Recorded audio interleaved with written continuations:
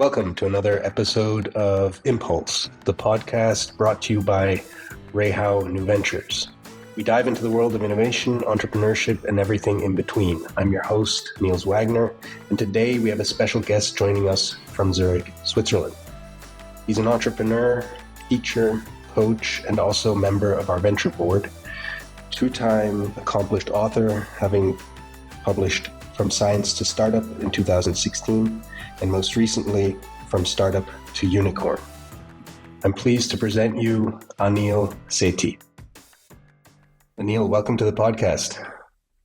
Thank you, Niels. It's a pleasure to be here. So, really great to have you on our show. When we first met in your office at ETH, I was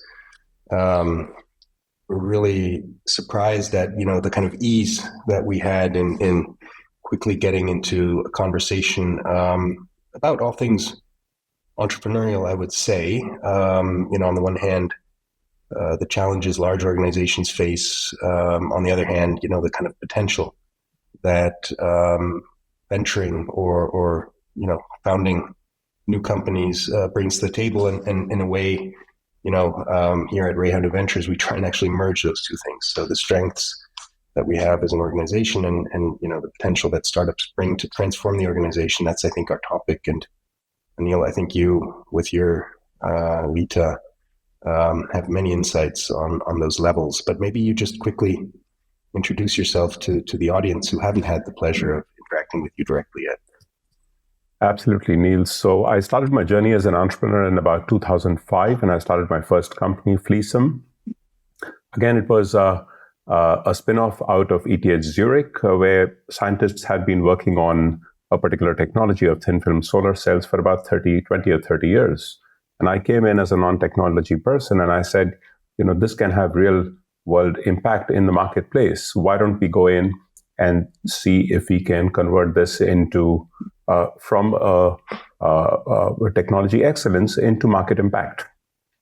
And that got me started. Again, I didn't know what I did not know. There were so many things. And then I started on the journey in 2005, 2006. So we didn't really have much of an ecosystem in Switzerland of entrepreneurship at that time. So I started my journey. I failed along the way many, many times on all levels. And that over time was what provided me with the opportunity to now bring those insights to other startups that I coach, mentor, and teach. Great. And that's your role now today as entrepreneur residence at ETH. And maybe we'll get back to that a bit later. But there's another activity that you're pursuing with this being associated fellow to the United Nations for the DEFEAT-NCD partnership. Can you give us a bit of background there? What is that exactly? Absolutely. So DEFEAT-NCD partnership is a new entity that is part of the auspices of the UN, United Nations. And the focus of this partnership is to address non-infectious diseases. So NCD starts with non-infectious diseases and non-communicable diseases.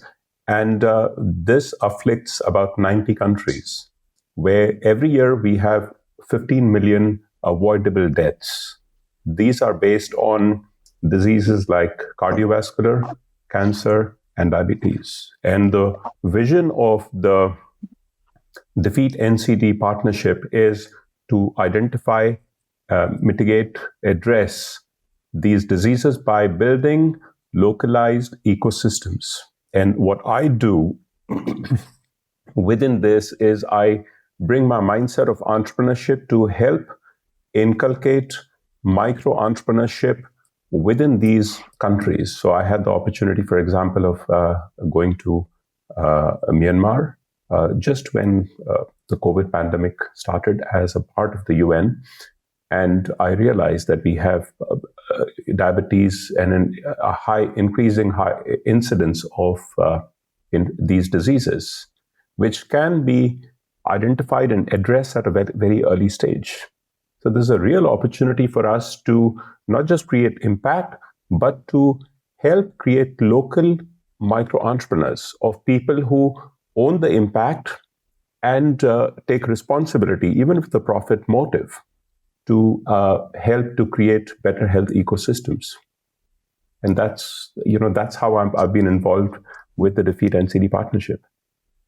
So, Anil, have you been able to successfully combine philanthropy and entrepreneurship? Am I reading you correctly? Niels, the question is, can we afford not to? We have to ultimately, entrepreneurship to become sustainable needs to be inclusive. We cannot simply have entrepreneurship which is exclusive or extractive, where we simply capture value from our customers. Our customers ultimately need to be our partners in the ecosystem. And in effect, we need to build and grow the ecosystem, and the partnership needs to be in equilibrium in order to sustain over a longer period of time. Well, I hear immediately your strong values shining through your words, and I think that's something that also allowed us to connect quite quickly. Rahal being a family-owned company, of course, also uphold our values, our responsibilities as a stakeholder in society, and that's how we try to approach entrepreneurialism as well, incorporating values, and ultimately, really shouldering the responsibility as being, an important stakeholder in society. But maybe if we go several years back to when you were founding your company, I'm sure you thought a lot about, purpose there as well. But can you bring the listeners into the mindset of a younger Anil just about to start his own company? Absolutely, Neil. So when I started my company, I started thinking about this in 2004. I looked at this technology, flexible solar cells on polymer foil, and it's really thin. And we didn't really have a business case at that time because it was going to take too much time and effort to manufacture in large volume. And we did not really have a viable revenue opportunity. But towards end of 2004, I was sitting with friends by a day before Christmas, and we heard about a particular wave in Southeast Asia and Indonesia that had killed many people, 500, and then within a few hours we heard maybe it's 5,000. By next day we heard maybe it's 50,000. Ultimately, the total toll may have been over 300,000. Now, many of these people died, not because of the tsunami itself that I speak of, but the after effects of the tsunami. Because there was no communication and there was no way to purify water. So they didn't just take these big water purifying machines by helicopter to these afflicted areas. They also had to fly in diesel.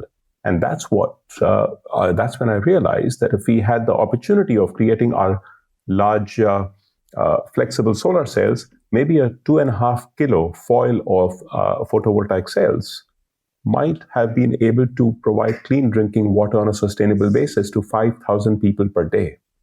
So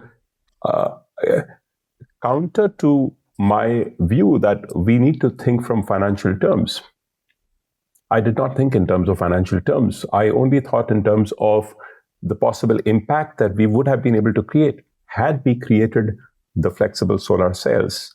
So we still did not have a product market fit that was financially attractive. But for me, it was something that needed to be done. And that's when I jumped into the journey of creating my first company. So clearly a purpose-driven start to your entrepreneurial activity. But obviously many years later, you were successful. Take us a bit on that journey. I mean, you were a founder. You had a belief. You had a sense of purpose, but ultimately you had to make the business successful. So maybe just highlight some of the key stations then on the way. Absolutely. So for the longest time after I started my company, we were technology driven. And at that, what technology does is, or what technology people often do is they try and come to office and try and do something new every day. Now, what's important is that in a company, when a company needs to succeed, they need to transition innovation into being boring. Innovation means you try and do something new every day. Customers like it. They don't really buy innovation. They like to buy stuff that simply works exactly the way it's supposed to. No one would buy an espresso machine if 99 cups were outstanding and the 100th cup killed someone. You eventually end up losing all your customers. What you want is to make it boring so that the replicability is sustained over a period of time. You want all 100 cups of coffee to be exactly the same. And I think that's what innovative entrepreneurs don't fully recognize. So it took me a long time to understand that innovation is interesting, but you need to think in terms of manufacturability, stability, and relevance over time to customers. So you obviously were able to solve the technical challenges, and then with any other company that's facing a challenge of scaling, once product market fit is achieved, you needed to fundraise, and actually you were quite successful. You were able to raise over 100 million Swiss francs to fund the company. Can you share a bit your experiences on this journey, which I think for all founders is a somewhat daunting task? Funding is always challenging. Earlier, we thought that we would need 15 million to get the entire thing profitable. I was wrong. I've been wrong so many times. One thing we tried to do was we tried to do too many things because we could, not because we needed to. Over time, we learned that we needed to do less and outsource more. But as we began to do that, we began to focus more and more on not just customers, but trying to find a product market fit. And within a product market fit, we realized that we needed to move from cost-driven to value-driven to risk-driven. Customers pay much more if you address risk. They pay a lot of money, even if you're trying to be part of their additional value that they provide internally or to their customers. On the other hand, if you're trying to help a customer to save money, you're always going to be competing on cost with the other low-cost providers. So once we began to find the product market fit, it enabled us to get more funding over a period of time. And till 2012, when I was the CEO and CFO, we were able to get over 100 million francs in funding. And then that's when I realized that we had institutionalized the company on a certain degree, and I took a step back and moved to the board. How was that transition for you? I mean, as a founder, you were obviously very involved on an operational level, basically in all aspects of the business. Transitioning to the board, take us a bit on that journey, maybe also emotionally, because you have to let go of certain things that you treasure by that point in time. Extremely difficult. One of the most difficult things I've done, and at the same time, one of the most liberating things I've done, because it's easy and it's very comfortable when things begin to run on a certain keel, where you have, I had over 100 PhDs sort of working in the company. The company was quite large at that time. As a startup, we had got the money, we were doing what we were supposed to. But then I realized that I was not really bringing that much value. And that's when I felt that we needed to effectively fire me. We needed to replace me with someone who understood and was motivated and driven by scaling a company of 100 people to the next level, to 10x, for example. I realized I was not the one, because I no longer had the energy on a Monday morning. And I also, because we had the opportunity as founders to make a partial exit, that also gave us a certain amount of luxury of time and space. And that's when I said, okay, what do I really enjoy doing? And that's when I realized that once you make your partial exit, you can only go stay on a beach for a week. You can't do that for 6 months. And then I realized that what I really enjoyed is, I can summarize in 2 words. It's joy and it's impact. You do something that gives you joy. And by definition, joy is something that you have where you share things with other people. And impact is where you're trying to do something that make tomorrow better. Well, look, I think it's, again, impressive that you found the right time to, kind of make yourself redundant and focus on another role. On a time scale specifically, when did you transition from CFO, CEO to board member? So I transitioned into 2012 after we had raised our last large round of north of 50 million. And we had quite a lot of people. I realized that I did not want to be a people manager. I wanted to be closer to innovation and trying to transition incredible innovations in the lab, which I believe were many, into creating a better world that we and our children will live in tomorrow. So that's when I began the process of transition. Okay. And then, it also allowed you to focus on another passion of yours, which is also teaching. And you're currently the entrepreneur in residence and lecturer at ETH Zurich.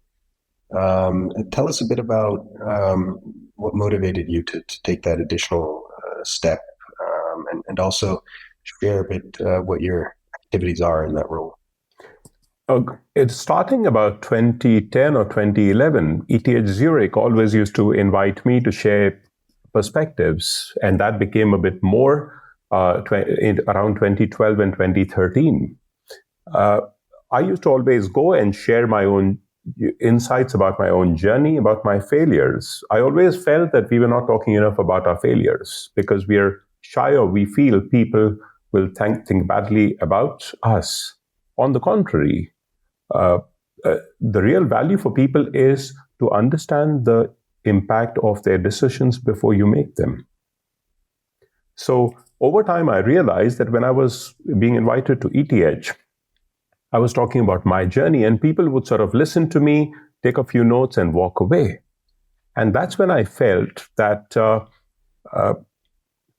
the question really is, how do you make them own the learnings?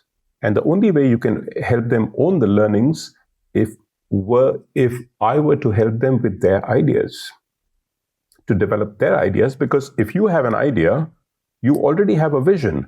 You don't really have a clear path.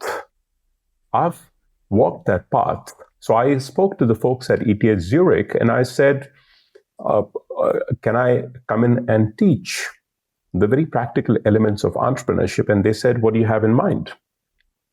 I said, I'd like to help these people to define their own journeys rather than teach a standard syllabus. And they said, but that seems like a lot of work. I said, that's a real opportunity, because if we are able to get, let's say, 1 or 2 entrepreneurs every year from my course, wouldn't that be incredible? I began doing that, and they said, if you have less than 5 people joining your course, then of course we have to drop the course. I said, in fact, if I have less than 1 or 2 companies starting from my course within 18 months, I would not want to continue because I'm doing this pro bono. Eventually, what happened was that we had about 15 people who joined my first course, and we got 5 startups out of that, which was just incredible. And over the last 8 years that I've been teaching there, we've had 40 startups coming out of my course at ETH Zurich. Wow, that's impressive. And look, I really think it's very valuable. We have these great institutions of learning in Switzerland with ETH and others. And I think, really empowering students to consciously take the path of entrepreneurship, again, is, I think, impactful. Because I think only by ultimately founding new companies that address challenges we face, and I think if you're coming from ETH, you may be uniquely equipped to address these challenges. I think that really is a way to have a lasting impact. And Anil, you've also mentored by now, I would think, at least dozens of students and ongoing entrepreneurs, and the fact that over 40 startups have basically emerged out of these engagements is really impressive. So you've been doing this for 8 years now? Absolutely. So I began doing this informally in 2013, and then I got on board to start my course in 2015 or 2016 within ETH. One thing I decided to do was I decided to keep my DMs open. So even today, when any student reaches out to me, I try and respond to that student. And one could argue that there's no financial payback, but I feel that the real impact is if we stop looking in terms of financial payback and simply try and share knowledge. So, for example, the 40 startups that emerged from my course, only 3 of them have no longer exist. 37 of the startups still exist, which means the technology relevance is outstanding. Well, most of these startups have raised about an average of 5 million each. Some startups have raised over 20 million each. These are, just to name a few, Microcaps, which does microencapsulation, which is used in perfumes and so on. Unisers, which provides parts per trillion semiconductor contamination identification. 90 Labs, which provides carbon fiber-based reinforced additive manufacturing or 3D manufacturing. Oxara, which uses crushed building materials from old buildings to make new housing. Phenex, which again uses mineral waste to provide encapsulation material and insulation material, which is 98% air. And Hylomorph, which provides an interface between human tissue and pacemakers, for example, that go into human tissues, because normally you have friction. So they provide an encapsulation. These are just a few of the startups that have emerged, and all of these create value to life. Exactly. And if successful, have a positive impact on the world around us. Now, your role as entrepreneur in residence is not the only channel for you to share your experiences with other entrepreneurs, with other founders. You're also an accomplished author. Your book, From Science to Startup, published by Springer in 2016, was acknowledged as one of the top 5 books for innovation and entrepreneurship back in 2017. So here you're really continuing on that mission, I would say, to spread the gospel of entrepreneurship. Tell us a bit about your first book. So Niels, I must confess. So this is the book. I must confess that it was not supposed to be a book. It was supposed to be things I penned down of my challenges and failures when I started my company for my 2 children. And it was intensely personal, and I wanted this to be something that I could share with them when they grew up, to say, these were my failures and learnings, and I along my journey of entrepreneurship, and I fully expected this to be 1.5 to 2 pages. I did not expect my failures along the way to be over 200 pages, to my embarrassment. So it's not as much a management book as it is a book for any entrepreneur to say, ouch, what just happened? Oh, what's that big set of lights coming my way? Now what do I do? How do I roll back from my decision? How do I continue to survive? It's a journey of an entrepreneur with all the bruises that come with it, Niels. Great. I mean, I love that you never failed to highlight the necessity, actually, of failure. And it's interesting because, Rayhow has been around now this year for 75 years. As you know, it was founded by my grandfather back in 1948. And, we consider these 75 years to, of course, be a successful journey. But what we tend to forget is that, and probably psychologically, it's a good thing. We tend to forget that, of course, we've had many failures along the way, right? That's part of our entrepreneurial journey. And interestingly, we maybe quickly forget these failures and we move on, and maybe that's human nature. We then look for the next challenge, and obviously we're able to navigate more successes than failures. Otherwise, we wouldn't be here to share our story. But I think as an organization, it's a bit dangerous to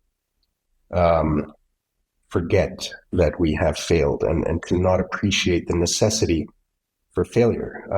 Can you reflect a bit on that, from the perspective of more mature organizations and the need to continuously challenge and be bold and also take into account that we might fail? I often talk to my young entrepreneurs and I say, if we're not failing enough, we're becoming comfortable. Or if we're not failing enough, it means we are creating deep ecosystems of where we put our assets, and we don't realize that value transitions over time. When we are failing, it means we are taking risks. It means we are thinking like entrepreneurs. Over time, it does become more and more difficult for organizations to remain agile. But this is why, Niels, I came to Switzerland in the year 2000. 56% of the companies that were in Fortune 500 in the year 2000 don't exist today. Yes. They haven't fallen off the Fortune 500. They have ceased to exist because they did not fully recognize where the value transitions to. So when you're failing, it means you're trying new stuff. The question, of course, is how do you then make people comfortable with failing and celebrate failing, and identify the people who will still be motivated to then find a new product market fit or an urgency-based marketplace. The second question, of course, is using the large global ecosystems that you have in order to drive the new value, in effect, trying to move an oil tanker relatively quickly in a new direction. And to see at the same time if there are certain components in the oil tanker that are now becoming commoditized, where China is able to do it, or automated, because OpenAI is able to do it. You don't want to compete with those, because with China, you're going to be competing on cost. With OpenAI, you're going to be competing with free. So you need to then figure out how do you then transition with the incredible ecosystem of customers who trust you to understand where they have an urgency of need, what are the elements that keep them awake at night, and how do you begin making their life better in an inclusive manner? I mean, I think one of the biggest, risks that any organization faces is that they cease to be relevant, and I think you're addressing that. I think actually when management looks at new opportunities and they talk about the risk of failure, they're actually not weighing that up against the ultra risk of ceasing to exist as an organization. And that, of course, is where we here at Reihanu Ventures try to, play our part in a long-term transformation by, trying to identify these new areas of growth, trying to identify spaces where we can leverage existing assets, pour them into a new business model, and hopefully, therefore, again, create new avenues for long-term growth. And, a colleague of mine, Richard Lutzner, recently challenged the previous analogy of us being a speedboat, right? There's the tanker, that's obviously, once it's set on its path, difficult to change course. So, Originally, we thought of ourselves as being a speedboat, being able to kind of take off in new directions. And he said it's probably not the correct analogy. We need to be a tugboat, right?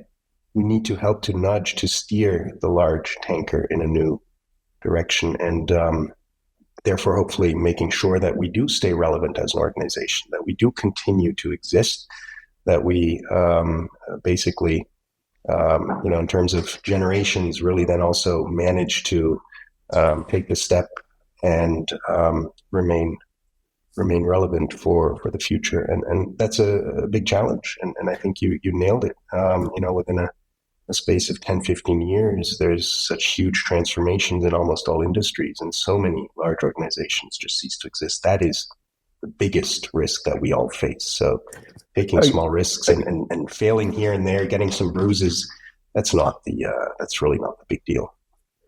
I'd like to give an example, Niels, of, for example, how the value might be transitioning in, let's say, the construction industry. Earlier, the construction industry was, making buildings, and then you would do that for businesses or individuals, and you walk away. Over time, the value, for example, for businesses is you make the building, you provide the interior, you provide the exterior, you make it smarter. You provide solar modules. Zurich Soft Robotics does that. You provide insulation. Phoenix does that. You provide reusable material, CO2 impact. Oxara does that. And then you want to make it even smarter. Then you put sensors that provide, for example, CO2 monitoring within the environment of the building where people work. You want to put sensors that enable identification of, for example, fire risk. If you have a manufacturing facility, the building is a manufacturing facility, you can also put sensors which are able to then identify if there is a particular spike in energy usage in the middle of the night, where you shouldn't really have machines on. If there is an energy usage, it means there's a short circuit, which means there is a risk of fire. So here, for example, if we are identifying and addressing the risk of fire and addressing worker health, you are already moving from cost-driven to risk-driven and managing the risk for these people. So this helps to move the value towards where there is more relevance to the end user, for example. Yeah. Now, Anil, you went at it again with writing another book. So you just published From Startup to Unicorn. So you continue to take us on that journey from science to startup, from startup to unicorn. What was your motivation there to come up with that book?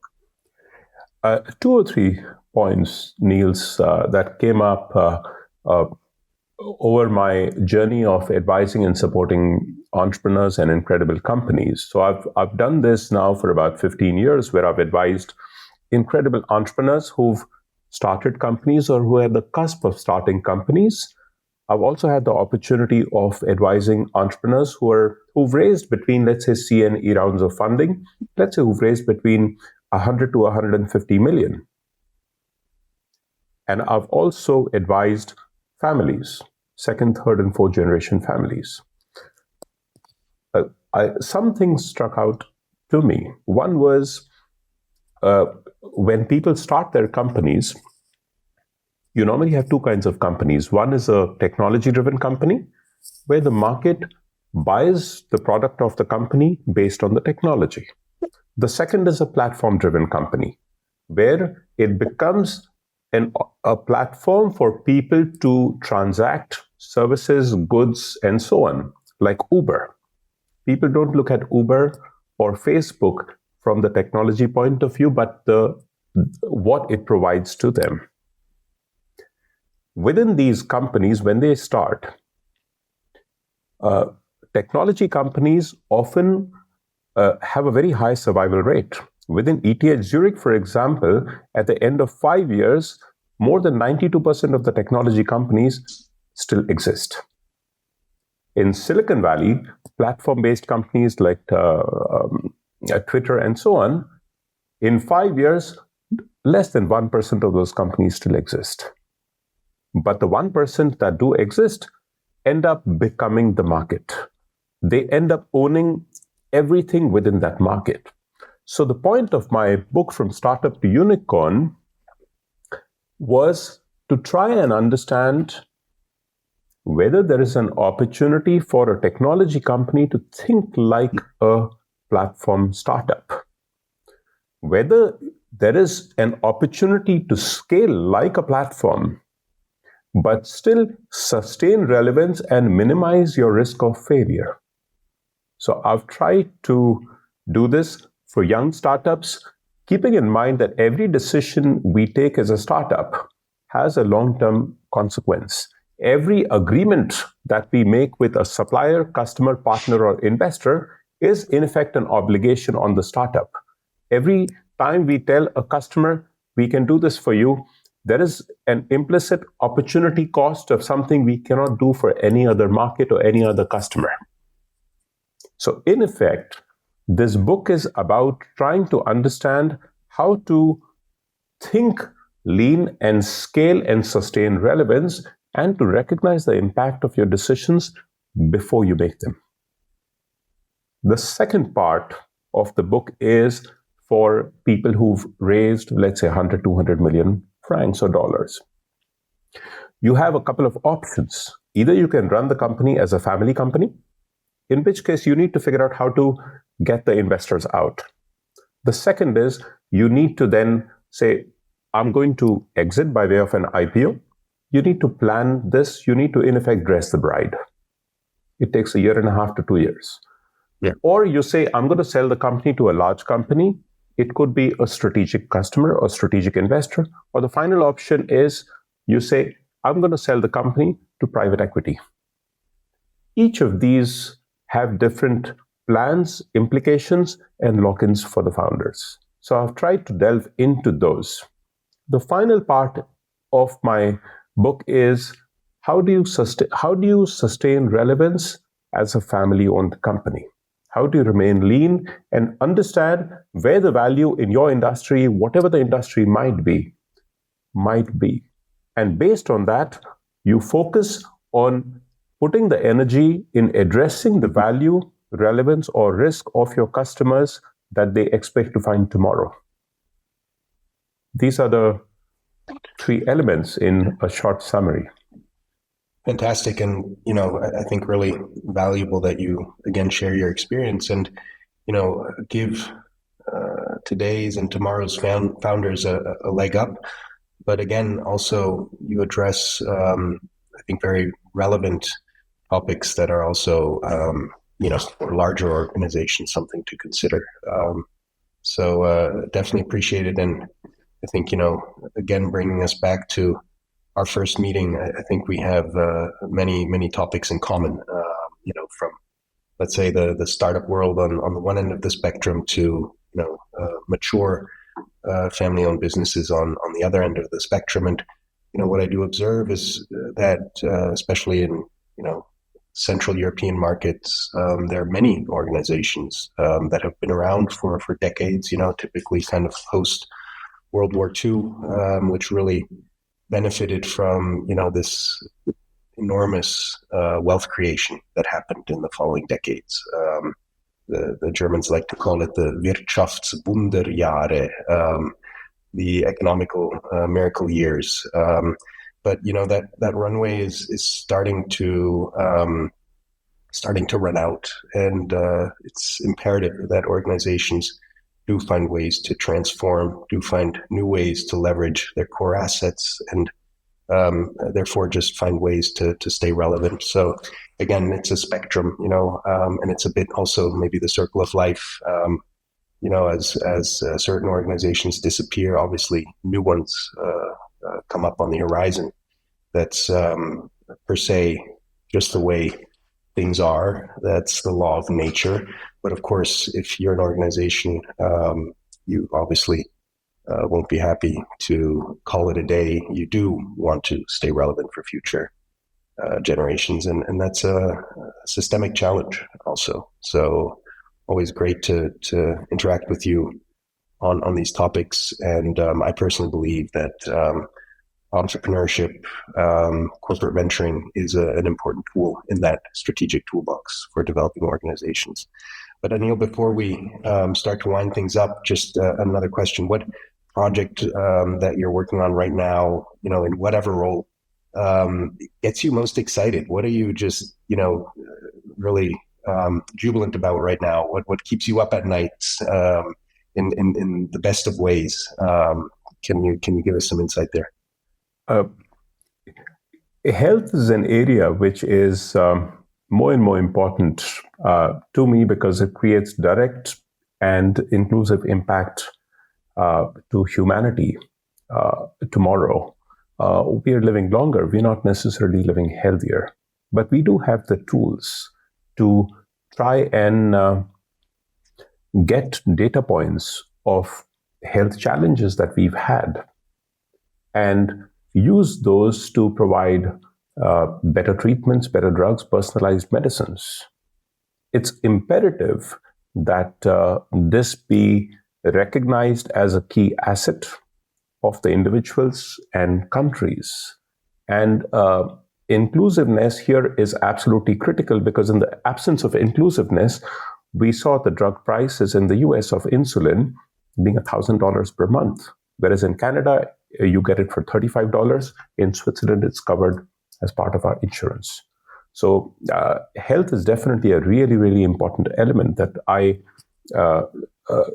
support, that I'm trying to get more, support more entrepreneurs and incredible researchers to consider transitioning their innovations into startups. It's going to be a long journey, but I think it's a journey well worth the effort, because it enables us to preempt the diseases that may afflict us based on our generational or genetic makeup, and find ways where we can remain healthier longer.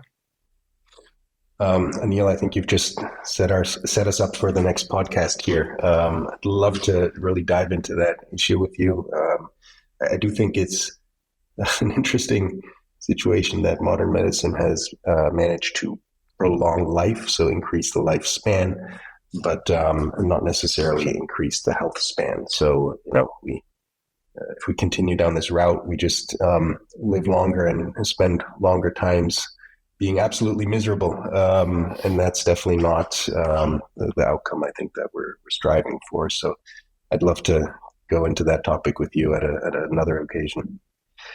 Good. Well, Anil, thank you very much. It's been incredibly valuable sharing your insights. Where can people find you best if they want to reach out for you? Maybe just point them in the right direction. Absolutely. They can find me on LinkedIn. My moniker is always I teach, because that's what I do. And maybe a last word, if you allow me, Niels, is we always expect leaders to change the world and create a better tomorrow. I always ask if we are the ones we've been waiting for. Thank you. That's a beautiful thought to end the conversation on. Neil, always a pleasure. Thanks for joining. Thank you, Niels. Pleasure to be here. That was it for today's podcast. Thank you, dear listeners, for tuning in to Impulse, the podcast brought to you by Rayhardo Ventures. Until next time, keep innovating and stay inspired. Over and out.